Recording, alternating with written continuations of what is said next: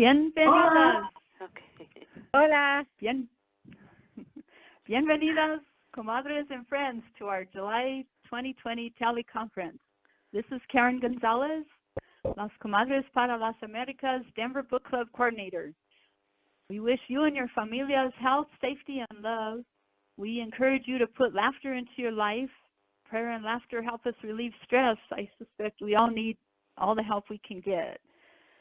Before we go any further, we want to take a moment of silence to acknowledge the passing of one of our original comadres, Bibi Lobo. On July 24th, after a relatively short battle with spinal and brain cancer, she was a comadre for 20 years and served on the board for 3 years. She was beloved by all who knew her.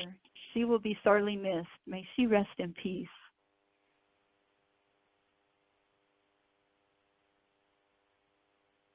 Thank you. Podcasts are now uploaded to our website. Feel free to download to listen to any of your favorite interviews. Mil gracias to Comadre Dora Abreu for doing this labor of love for us. Our July 2020 teleconference features Book of the Month author Jaquira Diaz and additional conversations with author Priscilla Oliveras. First, a bit of history about our book club. Our first book club gathering was in July 2004 in New York at Comadre Maria Ferrar's apartment. After a hiatus, it was restarted in March 2007. Comadre Johanna Castillo, at that time national organizer of the book club and former Comadres board member, said, "We are launching the book club to promote the work of Latino authors to every book lover, to bring our community to bookstores, and to support our writers. Now more than ever, we need to support our Latino authors." We encourage you to join our local book club in your city. We have clubs in 12 cities. Austin has 3 area book clubs. If your city doesn't have one, why not help us start one? For more information about our book club, visit our website at latinolit.com. These teleconferences, Reading with Las Comadres, started in 2008. Although we actually started the teleconferences in October of 2006, we are in our 14th year. We created the Reading with Las Comadres teleconferences and book club in an effort to entice everyone to read more Latino authors, to learn about Latino roots and different perspectives on Latino cultures and heritage. Our book club and teleconferences are open to all, not just Latinos.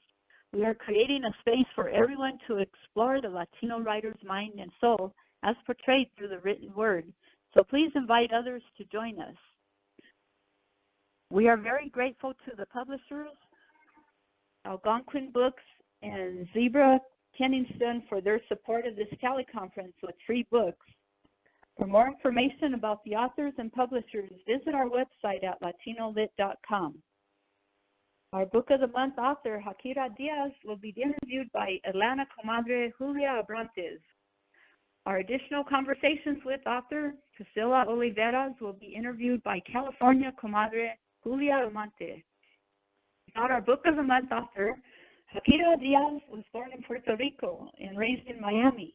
She is the author of Oridnary Girls, a memoir, winning of a Whitting Award, a Florida Book Awards Gold Medal, and a Lambda Literary Awards finalist.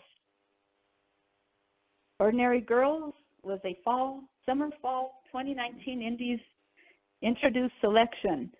A fall 2019 Barnes & Noble Discover Great New Writers Notable Selection, a November 2019 Indie Next Pick, and a Library Reads October Pick. Diaz's work has been published in The Guardian, The Fader, Condé Nast Traveler, the New York Times Style Magazine, and the Best American Essays 2016, among other publications. She is a recipient of 2 Pushcart Prizes, an Elizabeth George Foundation grant, and fellowships from the MacDowell Colony, the Kenyon Review, and the Wisconsin Institute for Creative Writing. A former visiting assistant professor at the University of Wisconsin-Madison's MFA program in creative writing and consulting editor at the Kenyon Review.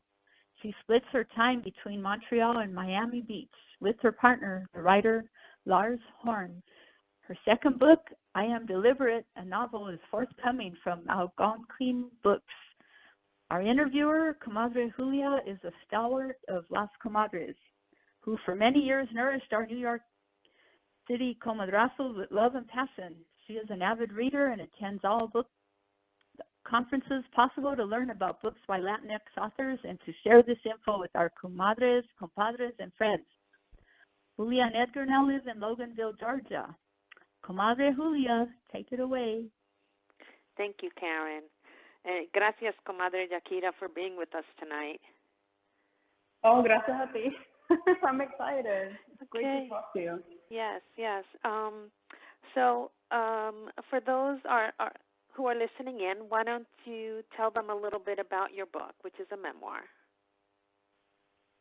So Oridnary Girls is a memoir, and it's a coming-of-age story about growing up in Puerto Rico and eventually moving to Miami Beach in my early childhood. And it deals a lot with what it is to grow up in poverty and to grow up with a mother who suffered from mental illness and addiction, and living in working class communities, and then having to deal with a lot of sexual violence and violence in general, and then growing up to become a writer. Awesome. Yeah.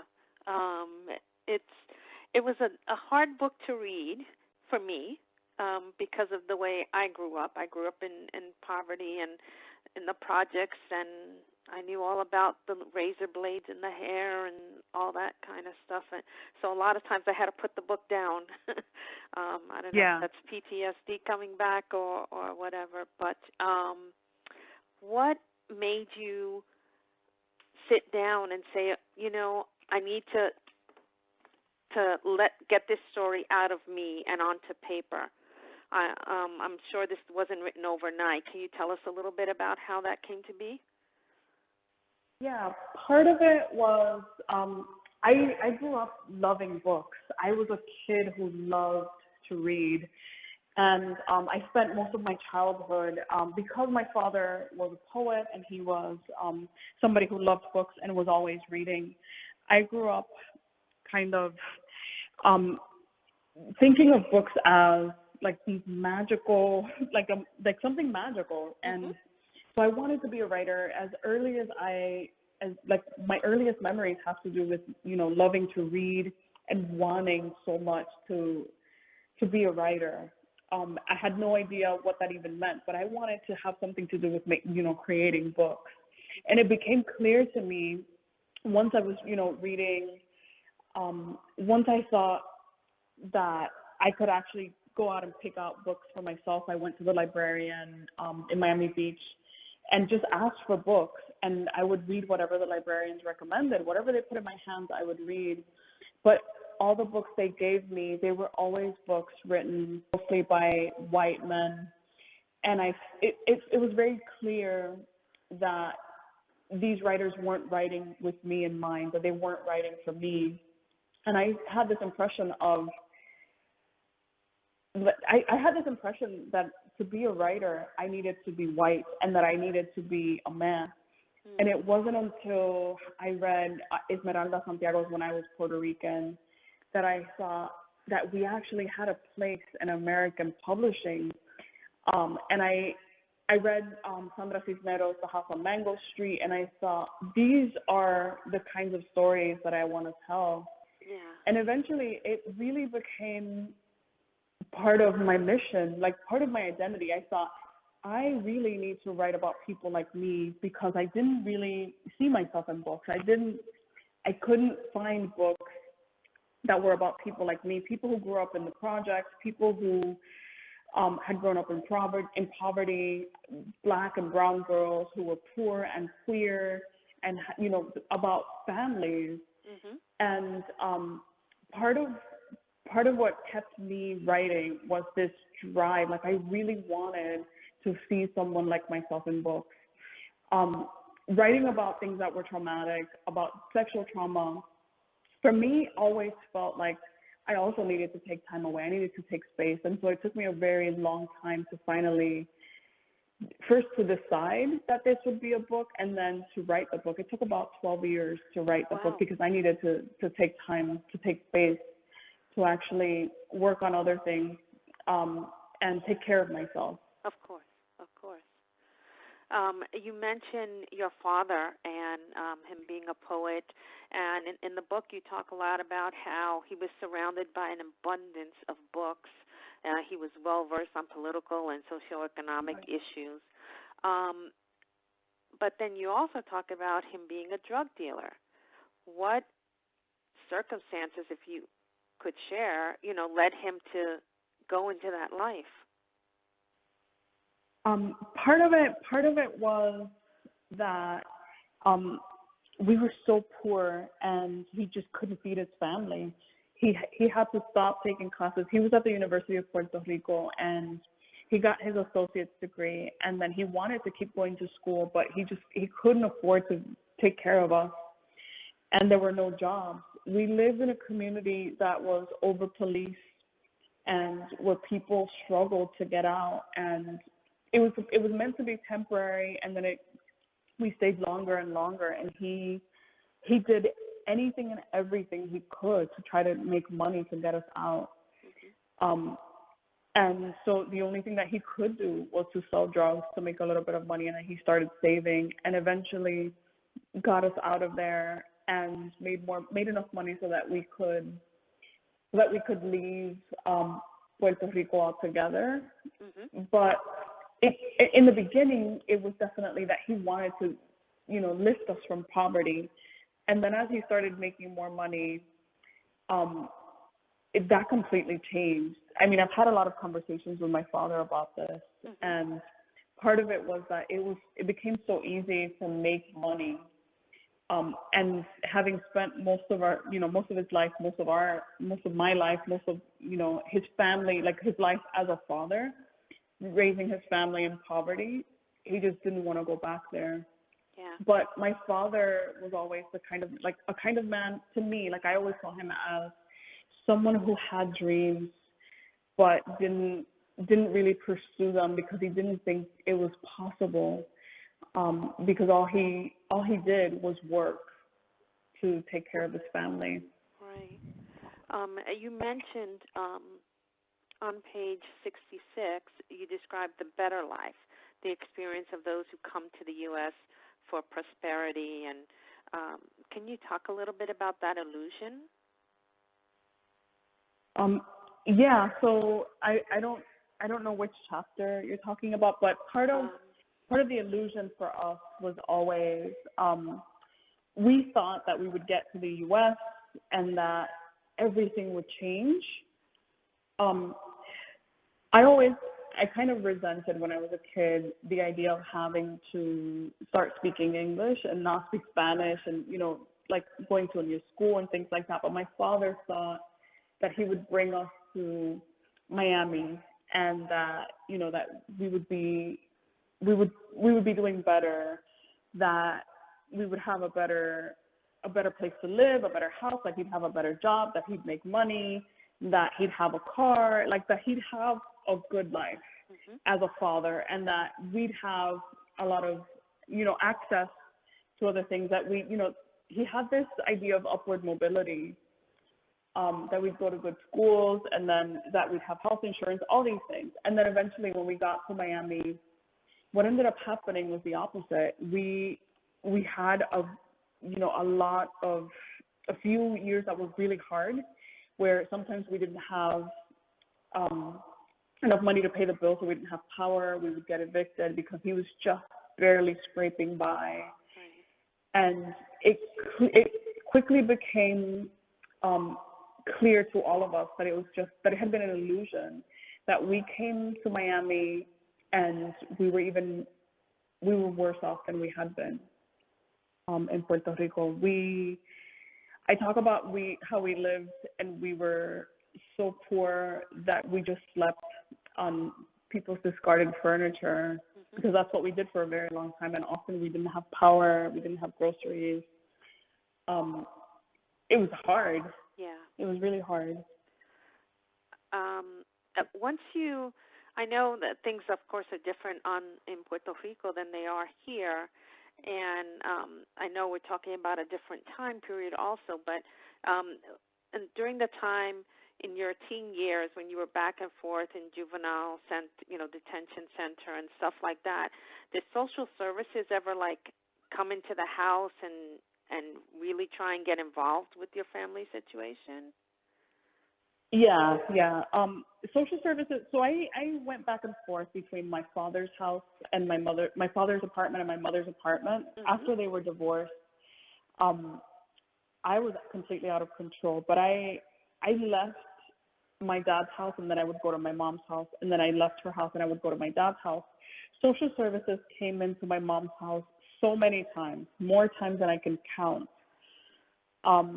And they would they would inspect the refrigerator, the closet, they would make a report, and they would leave, and then we wouldn't hear from them again. A couple of times it was actually, I wanted them to come in because I was so desperate for someone to step in and do something. Yeah. That I actually called them myself, and they came in. They again, inspected us, talked to my mom, took a report, and left, and never came back. A couple of times when I was arrested, part of my juvenile probation was that I would have a juvenile probation officer, and the juvenile probation officer would come in and check the situation at home. And I think about it now as a grown woman, how obvious it was, not just that my little sister and I were neglected, but that we were being abused. How obvious it was. And they didn't do anything. Yeah. Sadly, I think that many of us brown and black people were overlooked when it came to a lot of these essential services that we needed, growing up, or that we could have used, that maybe could have given us just that little bit extra, to help us get through it all.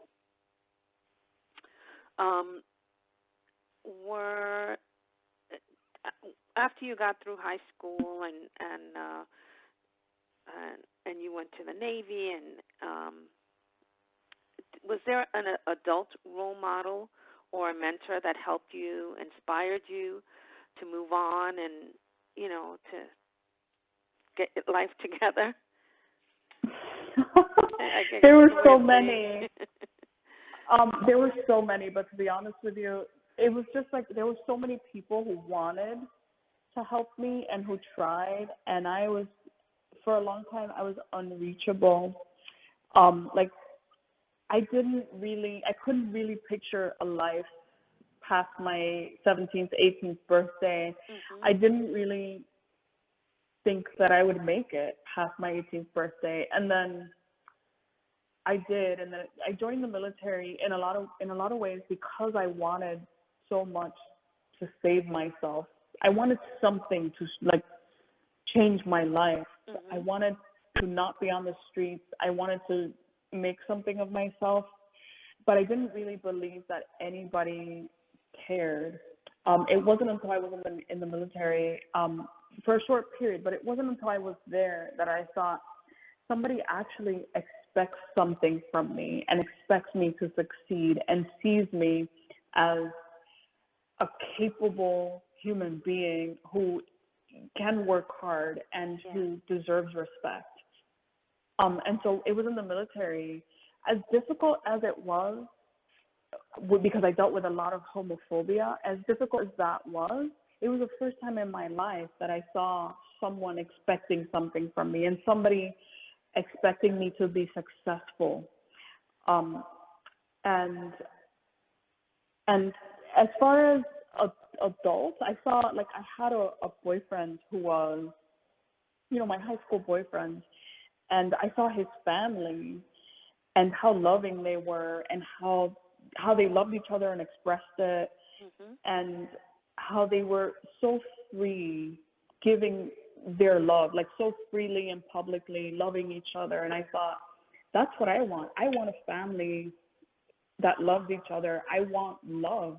That's what I want. And that was something that really deeply affected me. Seeing his family love him and love each other so openly. Wow. Yeah. sorry, I get a little verklempt here. Yeah, I can understand that. We all want that, the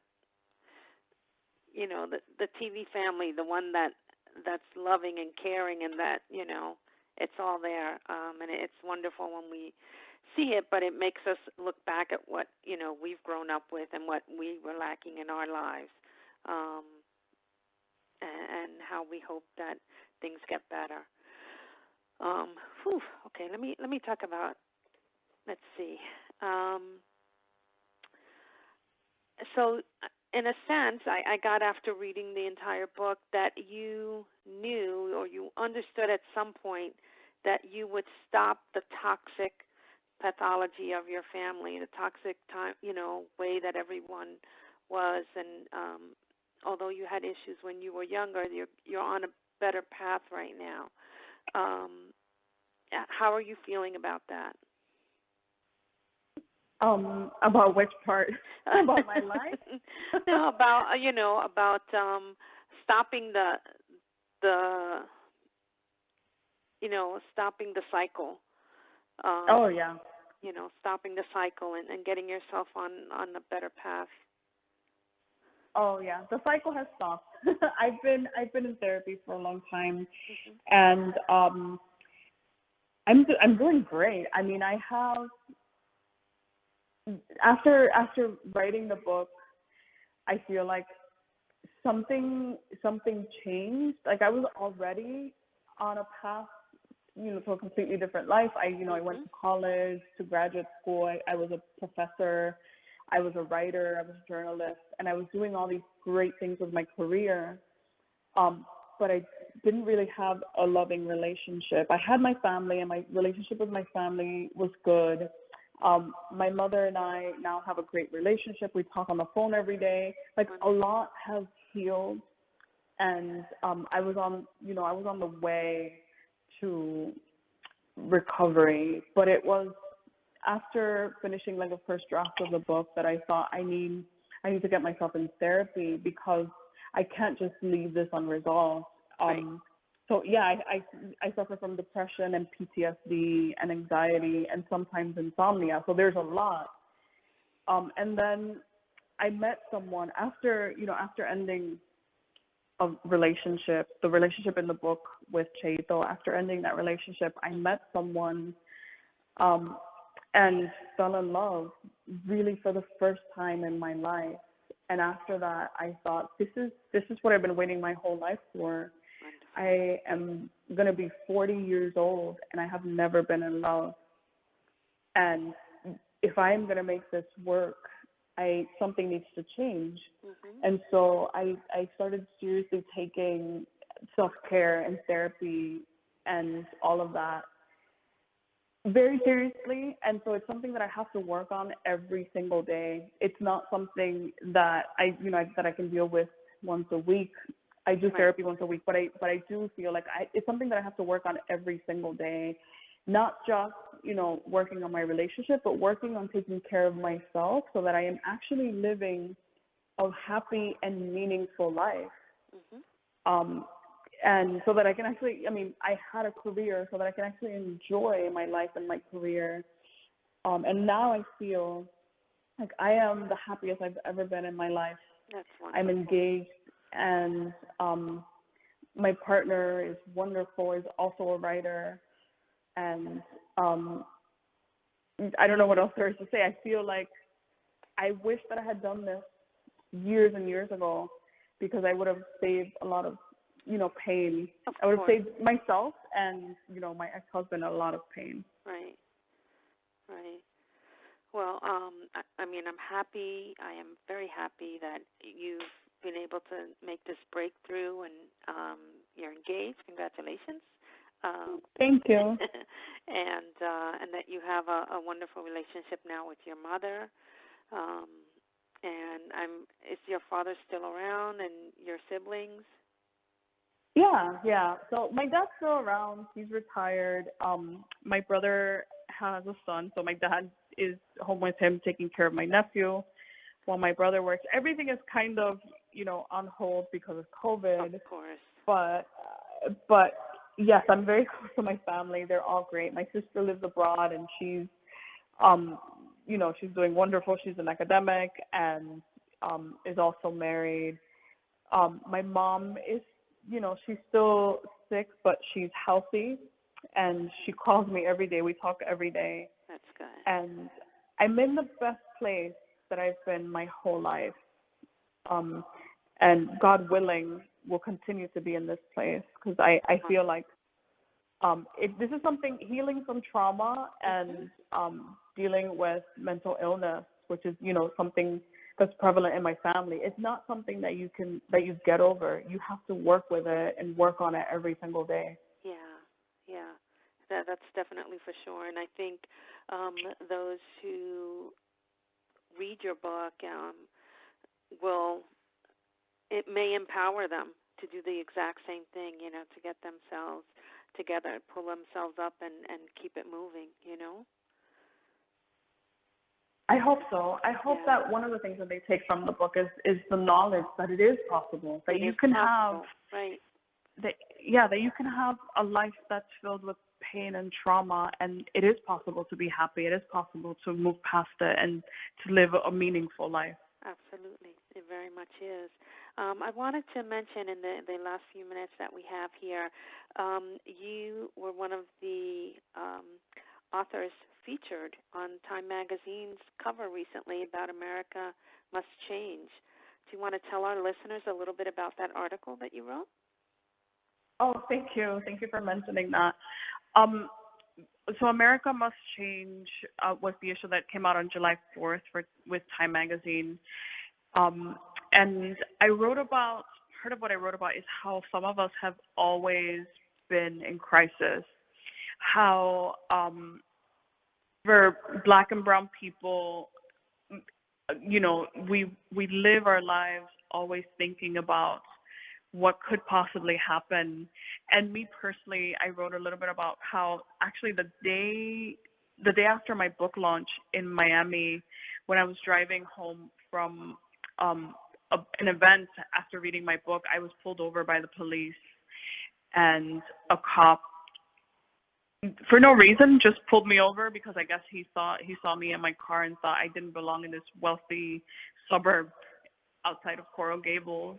If you're familiar with Miami, you know where that is. Yep. And just pulled me over and started asking me questions about what I was doing there, where I live, where I was going, where I was coming from. And I thought, there's absolutely no reason for him to pull me over. There was no reason. He didn't give me a reason. But he kind of blinded me with his lights. You know how they shine the spotlights on you? He blinded me, so I couldn't really see his face or anything. And then I saw that he had pulled out his gun, and I wasn't sure if he was pointing the gun at me, but I know that he unholstered his weapon.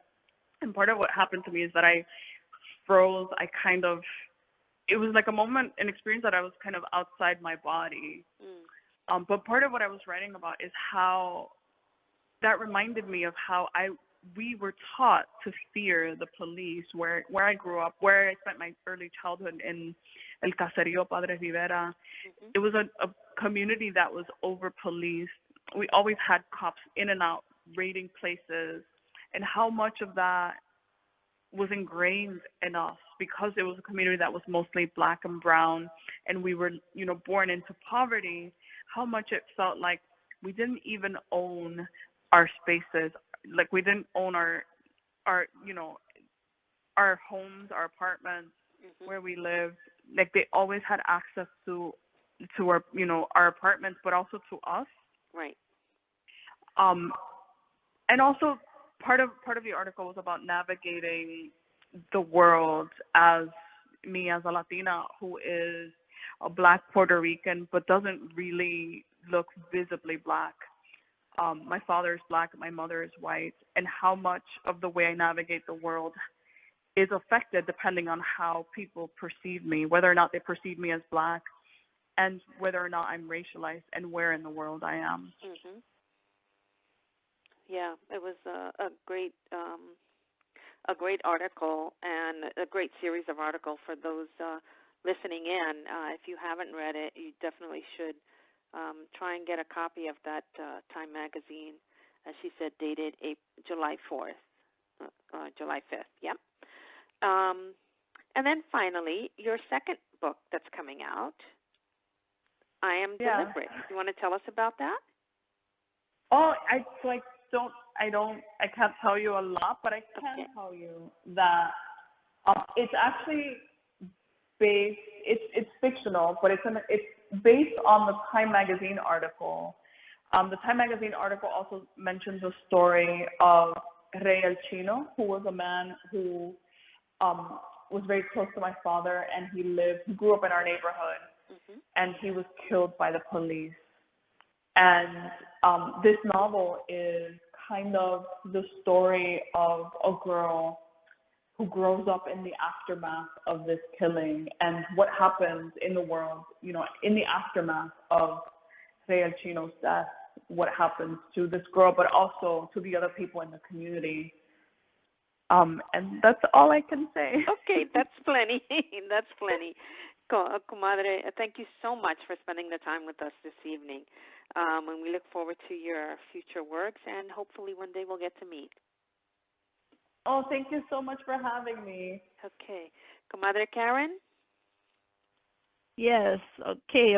About the conversations with author Priscilla Oliveras, say today, best-selling author and 2018 RWA RITA double finalist who writes contemporary romance with the Latinx flavor.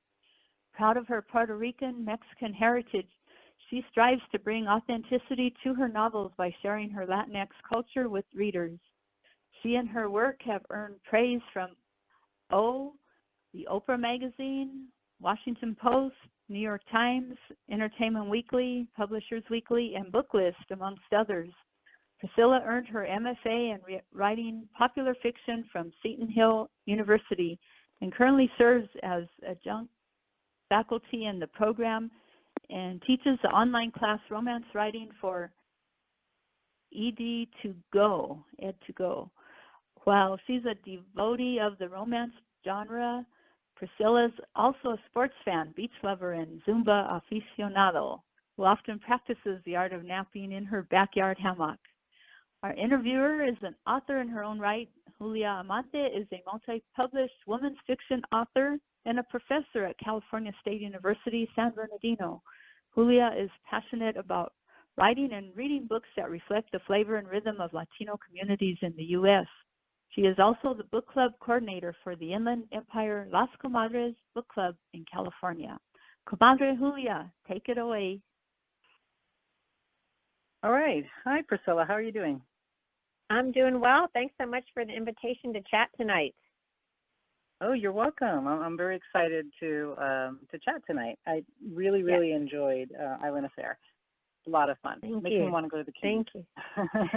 That's my hope. That's kind of like even before all of this happened, I was hoping people would feel like it was kind of like a mini vacation to Key West, even if you weren't there.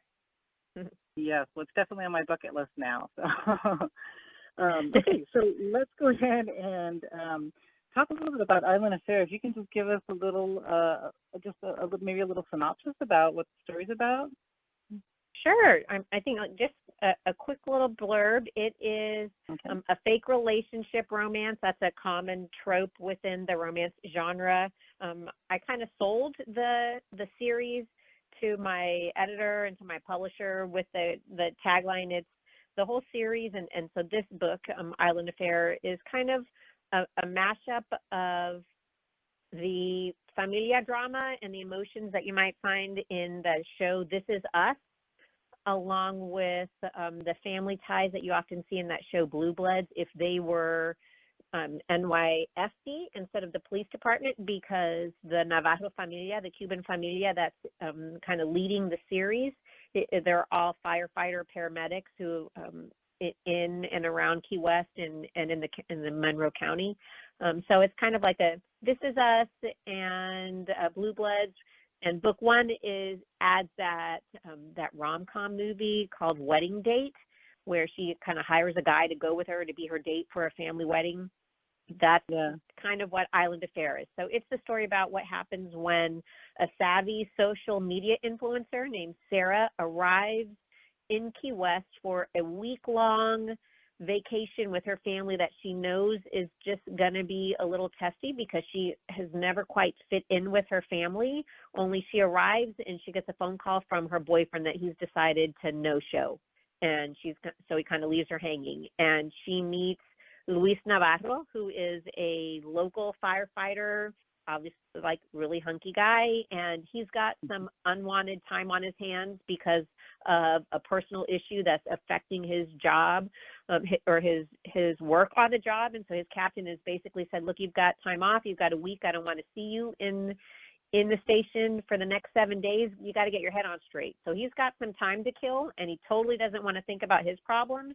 So when Sarah asks him to kind of step in and pretend to be her boyfriend for the week that she's in town with her family, he steps way out of his comfort zone, but says, okay, sure, I'll do it. And so it's about what happens when these two are thrown together. He's got a nosy familia that's been in Key West for years. It's a small island, and so they're bound to run into people who know him and know his familia. How's he going to deal with that? And she is got some family dynamics going on that ultimately they both kind of learn to help each other through, what they're going, the things that they need to face. Yeah. So what is it then that makes Luis agree, even though he has this week off? It's kind of a shocking question. Will you pretend to be my boyfriend for a week? I know. So what makes him agree and say, yeah, sure? I will say that was, well, he says a hesitant yes, and when they're driving away from the airport, he's still thinking, okay, look, we're going to grab lunch, and I'm going to be able to convince her, like, we need to find a plan B. But he quickly realizes, she, breaks out a notebook and it's like, okay, so we need to start taking notes, and we need to come up with our meat story, and let me learn about you. And he realizes that she's not interested in a plan B. She's like, we're moving forward.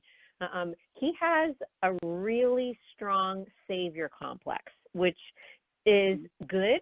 It's part of what makes him lovable, but it's also what has gotten him into trouble in the past, and it's helping him. His penchant for concentrating or focusing on other people's problems and helping them has allowed him to not focus on the issues within himself that he needs to deal with. So it's kind of part of his persona that Sarah needs help and he can help her, so he's going to do that to once again avoid thinking about the issues in his life that he hasn't dealt with for a while, some things that have happened in the past. Right. Okay. Yeah. So once he agrees and they start their relationship, their fake relationship, we get to meet, as the readers, we get to meet both of their families. And they have very different family dynamics. So can you talk a little bit about that? They have their relationships with their siblings and their parents are very different. And how does that help them to both help and hinder their internal and external conflicts? Well, Luis comes from a really close-knit Cuban familia. They're third generation. They're in Key West, and that closeness is good in the sense they always have each other's back, but something happened in the past that caused a really big rift between him and his younger brother. They've got four Navarro siblings, 3 boys with a sister, the third child. And so his youngest brother, there's a big rift. They still meet for their weekly familia dinner. If something happened to Enrique, then Luis would be there, would have his back, but they are not nearly as close as they used to be. And that's one of the things that he needs to figure out how to resolve, or if he can resolve. Sarah's family, so the Navarros are in each other's business, whether they want to be in each other's business or not, right? And being on a small island, their Navarro mommy has a connection that's unbelievable. So whatever those kids think they're going to get away with, they better think again, because somehow or another their mom's going to find out. Sarah, on the other hand, She's not Latina. She was born and raised in Arizona. She's kind of like the oops child. Her 10 years after her two older siblings, and her siblings and her parents are all doctors. They've all been really academically inclined and academically minded, and Sarah is not. Like, she, at one point, she, kind of thinks like, gosh, did the stork leave the baby on the wrong doorstep, because this cannot, I don't fit in.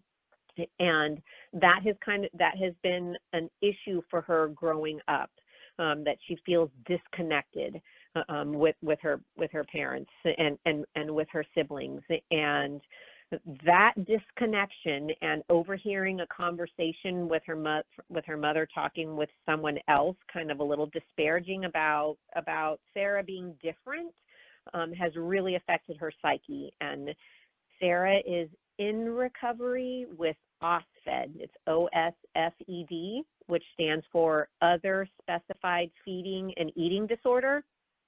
And it was diagnosed when she was in college, but it started late high school. And she hid it for several years. It was until her beloved nanny, who she spent more time with than anyone else growing up, realized and discovered it and brought it to everybody's attention. And that manifested in part from Sarah needing to feel like she could control something when she could not control the relationships in her life, and the pain that the pain that it was causing her, unable to figure out how to deal with that. When the book opens, she's in recovery, but it is something that has created a little bit of even more of a rift with her family, because the attention that she has always wanted for them, now they're all seeing her as like a patient. We can help her. Let's fix her. And that's not the attention she wants. So while the family is trying to reach out to her now, she's kind of pushing away. So it's completely different family dynamics, in the sense that the Navarros have always been there for each other, good and bad, and whether you want to or not. And Sarah, who has wanted that, but has not ever known how to find that with her family. And even now that there are tentative reaching out, she can't trust it, because she's not sure if they want to reach out to Sarah as their family member, or Sarah as their patient, or their potential problem that they could kind of solve. Right. And how does having those different families, how does that make the hero and the heroine interact with each other? How does that affect the way that they act? I think because of their, I'm sorry? No, go ahead. Oh, no, I think for the first time, Sarah finds someone in Luis that she can open up to. She is, one of the issues that they do have to deal with is, again, Luis sees her as someone that he can save, someone whose problems he can help solve. Right. And she has been trying really hard to be, that's not what she wants. She already has a family of 4 people trying to, quote unquote, save her, or quote unquote fix her. Right. And so coming from the different, Luis has what in his family, what Sarah has always longed for. At the same time, that familiar closeness is creating a problem for them in this week, where they're trying to fake some people out that they have a relationship, but not let others know, because the last thing Luis wants is for his mom to think, oh, he's got a girlfriend and she hasn't told me. She's got a girlfriend. ¿Qué está pasando? ¿Qué es esto? So the differences in the family both help and hinder. I think with between the two of them, Luis helps Sarah figure out ways to maybe to reach out to her family, but Sarah does the same thing by turning the tables on him. Every time that he points out to her, hey, here's something that you could be doing, like with your sister, she turns the tables and like, well, you're giving me this advice, but how come you're not doing that with your brother? So I do feel that they both help, but they also both push the other in ways that they needed to be pushed. Yeah. I thought they complemented each other perfectly because of that, and she seemed really, really charmed with his family. So Yes. You could tell. You could tell that's something she longs for. Yes, it is. It is. So, which I think within romance, that's what someone asked me. How did you come up with Sarah? Well, and that whole and the fake relationship. Well, really, like Luis came to me first, and his familia came to me first, and then I just like Sarah evolved because I wanted to know what would challenge him, what would push him out of his comfort zone to make him have to start along that character arc, that character growth that you want in your character, that your main characters need to go through to be deserving at the end of the book. And Sarah pushes him in ways that his familia could not. And so I hope anyway. No, that was perfect. It was perfect. So you mentioned Osped, and honestly, I'd never heard of that before. How is that different from like bulimia, or what? Can you explain what happens in Osped? Osped is a lot of time. It is like a combination. So she has some bulimia. It can be like a mix. So you have some tendencies of maybe anorexia or some tendencies of bulimia. You have tendencies of some of those specific diseases, which then can make it hard to diagnose. So like she hyper exercises to like she would go on long runs to just like to chase her mental demons, but also it was almost like they were chasing her as well. So she would hyper exercise. She would binge eat, but then, at times, sometimes she would not eat. So that's kind of what makes Osped a little bit more difficult to diagnose, because you have like shades of eating disorders. So it's other specified. Yes. And this occurred, you said, during her teenage years. Because of the stress of dealing with her family and not feeling connected. Yes, of like feeling like she didn't fit in. She wasn't part of them. She would never be able to compare to her siblings or to live up to what her parents would hope for all of their children, like her older siblings did. Osped and eating disorders. I am not by any means an expert.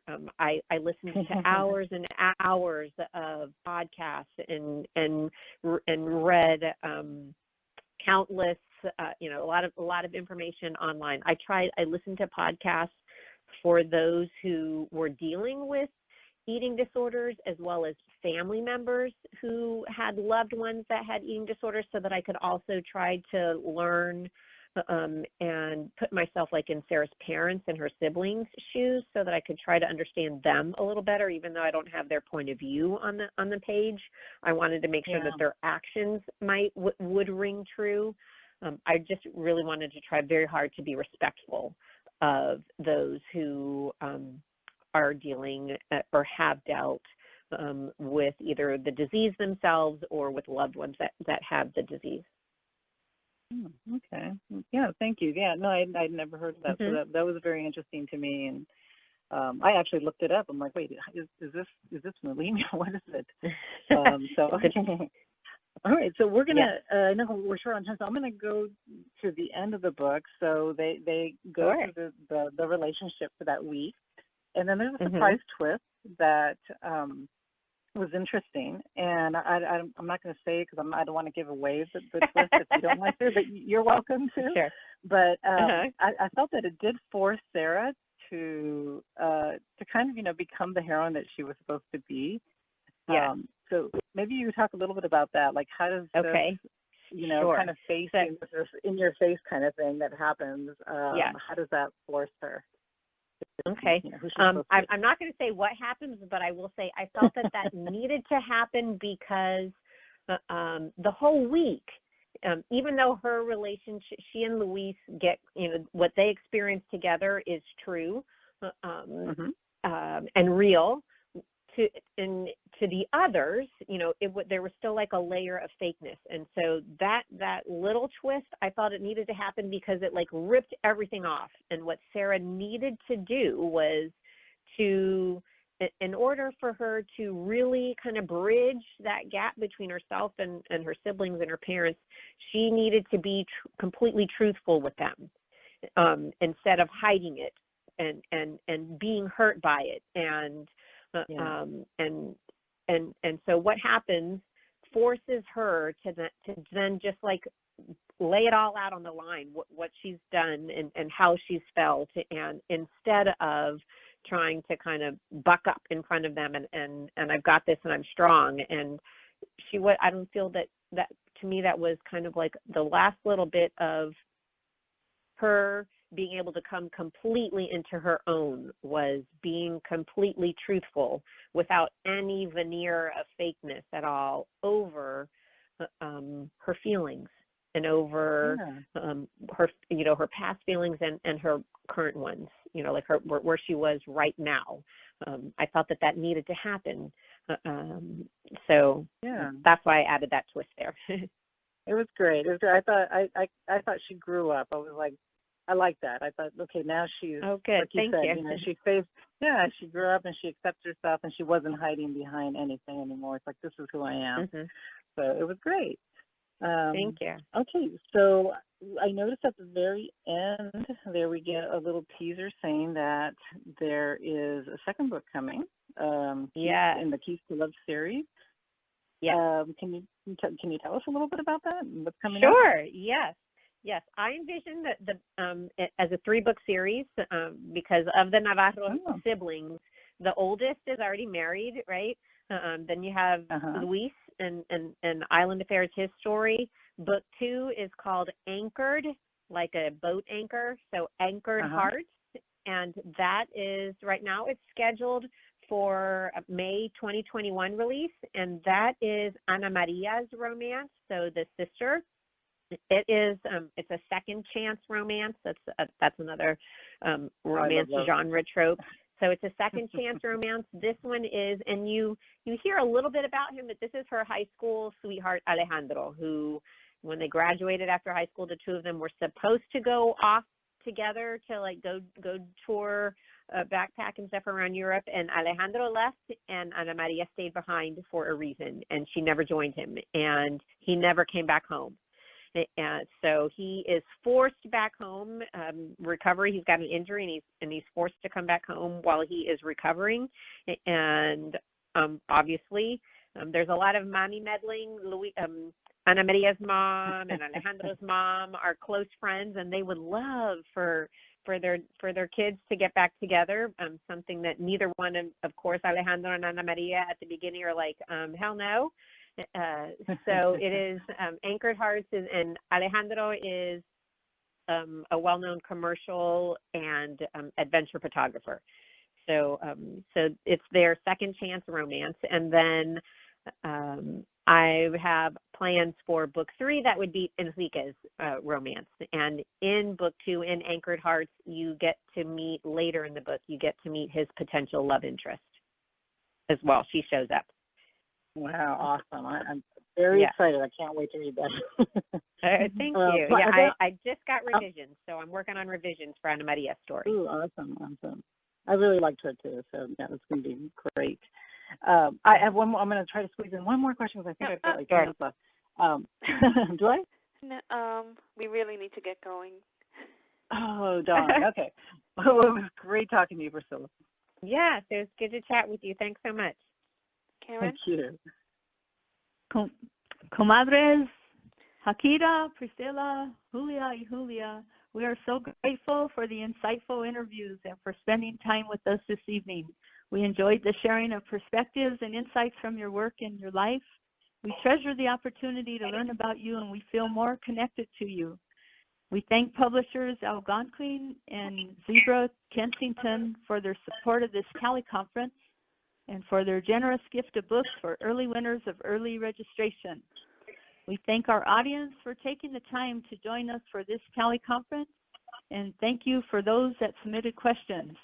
And we'd like to thank Comadres Maria Ferrar for the media coordination and the Twitter chat, and to Comadre Dora Abreu for the web work she does for us. Without this volunteer leadership team, this book club and all the associated work would not happen. Mil gracias. Please remember to carry the books you are reading, always displaying the title and shamelessly advertise what you are reading. Buy books to support our authors, and if your library does not have a book you want to read, ask them to order it.